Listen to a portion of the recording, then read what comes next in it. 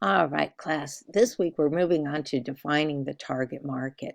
So, what I want you to do first is we'll do some, you have the option to pick through three sets of paired websites and work on defining their target market by what you see. So, let's take a look at that. So, first off, I want you to read chapter 2 in the book, Likeable Social Media. And then I'll post this video here too. So by Thursday, after watching the assignment video and reading the chapter in the book, choose one set of the following websites. And there's, oh, I have a quick look at all the websites so you can think of things you should think about. So check that out as well. And anyway, so I have one set, it's garden shops. There's Green Thumb Nursery. It's nursery that they have quite a few of. They're not nationwide, but there's a lot of them. There's one in San Marcos. I go there. They have a variety of products ranging from your typical house plants to tropical plants to trees to native plants, etc. Then there's the Tree of Life Nursery, and it's up in, I think, near San Clemente or something like that. And I go there once in a while, and they have a super set of local native plants and drought tolerant plants, and they actually have them planted there so you can see what they look like when they grow up, so you don't say, oh, I like all these plants, and you put them in and they end up being too big or too small, or they don't do well here or whatever. So if you like plants and things, there's a good choice for you. Second set, we all like to eat. So I want you to compare Subway, which everybody knows is a huge um, it's an international company. They have kind of a set of sandwiches you can get just about everywhere. Um, I usually only eat them if I'm flying because they are just like so generic. I don't know. They're not my favorite place to go.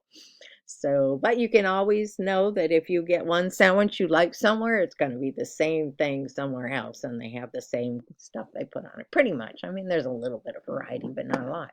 And then you have Hungry Bear, which has one location in Vista. It used to be in Escondido. Now it's been in Vista for quite a while.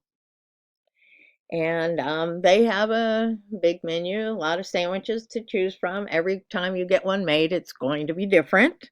They make the bread right there. I realize they say they do that at Subway too, but I'm sure they get some pre-made stuff that they just stuff in because nobody's making bread there. They're just cooking it there. That's which is great because it is fresh. But they actually make the bread that they serve at Hungry Bear, and you can get submarine sandwiches or you can get sliced bread sandwiches. If you go there, I recommend the sliced bread sandwiches. They're wonderful. The bread is amazing. You could end up with one sandwich that's enough for two people because it might be 4 inches thick that you can't even get it in your mouth because they have so many options to choose from. And it costs a little bit more than Subway, but like I said, two people could eat one sandwich. It's amazing. And it's always delicious. And then if you're not into sandwiches and things like that, I put in a set of natural food stores. There's Cream of the Crop, which is an Oceanside, very tiny little place near the beach. Mostly, probably, I'm sure they have some locals that shop there all the time.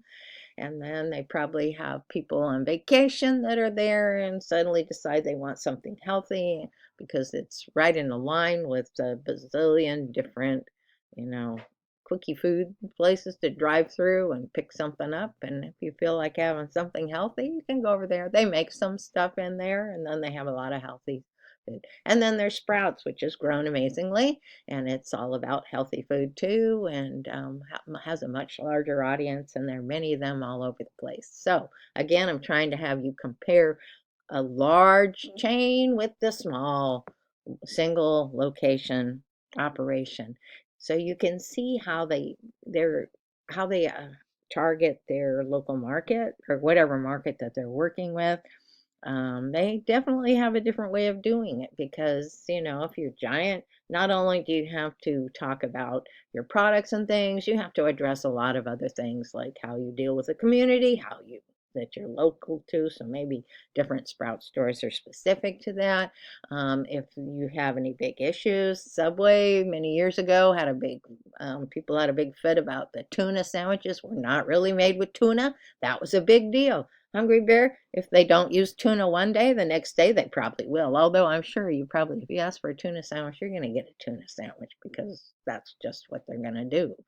Um, so when you're a big company, you have more eyes watching what you're doing. If you're a small company, you might be more likely to offer some options that because you know your local people and what they want. Big companies obviously have to offer a lot of options too. So I want you to think about a lot of different things. I gave you a list here, a little bit, like I said, about the different stores. I want you to think about when you look at their website, don't just look at the homepage. Sort through it, see how there's differences. What are they having to share? What kind of information? And do you think there's a crossover? Of course there is, because, like even me, like I'll eat at Subway if I'm at going on a flight somewhere that I want something to eat on there. I can pick up a submarine sandwich from Subway and take it on board and have something to eat instead of buying dried up airplane food. So, what are their calls of action? What is their overall website design? Think about colors, pictures, what they talk about on there, their use of fonts, images, their logo. And think about when you look at it, what kind of impact does it have on you when you look at it? Is it organized? Is it like all over the place? Do they have minimal information? Do they have a lot of information?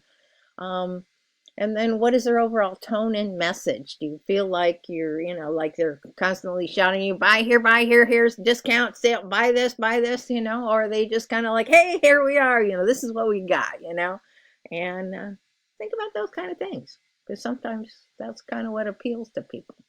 So by the end, I want you to do a comparative analysis between the two websites and then come to a rough conclusion of who you see their typical customer might be for their target market. So it can be kind of fun. Put some thought into this.